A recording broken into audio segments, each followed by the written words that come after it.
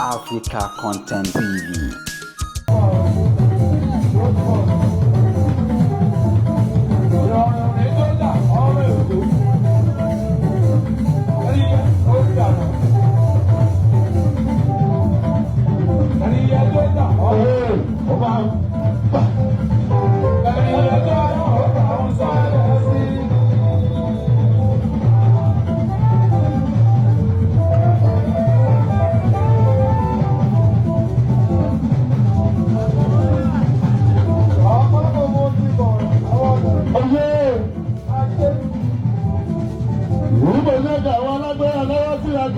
Àwọn ọlọ́run ti tẹ̀lé làwọn tó ní wọ́n lóore mo lè mọ wọn tẹ́rìn lọ bó ṣe wò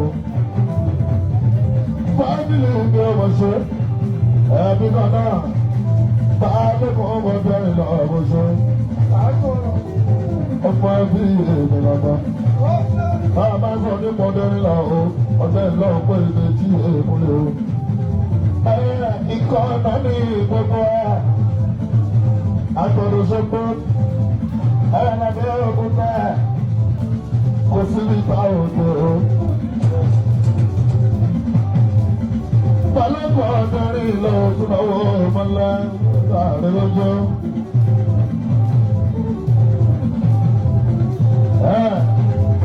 Ọ̀dọ́ ìlọ́pàá òwe. Balẹ̀kọ̀ ọ̀dọ́rin ìlọ òtúnbọ̀wọ̀ ọmọlá láàlámọ́jọ́. Balẹ̀kọ̀ ọ̀dọ́rin ìlọ. Ọjọ́ balẹ̀kọ̀ ọ̀dọ́rin lọ, balẹ̀kọ̀ ọ̀dọ́rin lọ.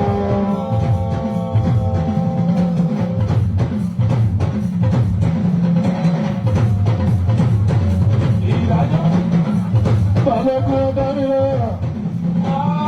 balẹ̀kọ̀ ọ̀dọ́rin lọ, my family, balẹ̀kọ̀ ọ̀dọ́rin lọ.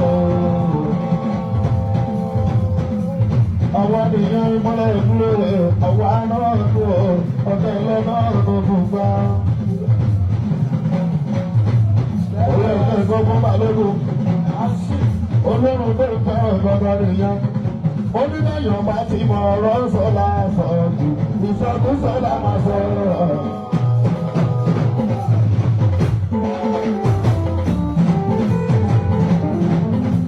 Balógun lórí ìrọ̀lọ́.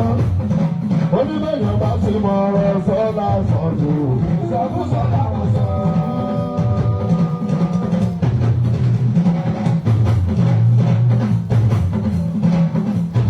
Balógun lórí ló máa ń ṣe. Bẹ́ẹ̀ bá ti mọ nǹkan ṣe láṣẹ ìfẹ́. Ìṣekúṣe yà wọ́n ṣe.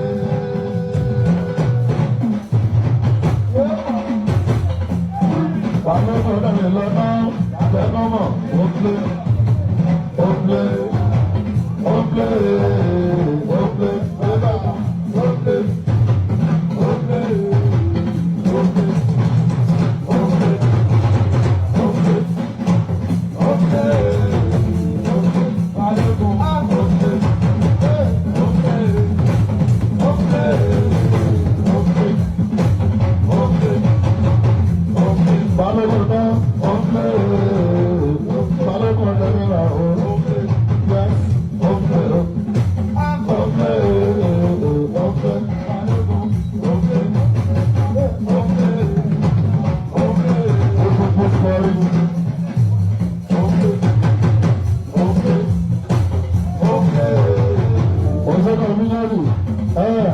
Ọjọ́ ti mọ́lẹ̀ ẹ̀ẹ́dúró. Kò sí lọ́wọ́ lọ́wọ́. Mọ́tàrínlá. Ìrọ̀rẹ́. Balógun. Mọ́tàrínlá.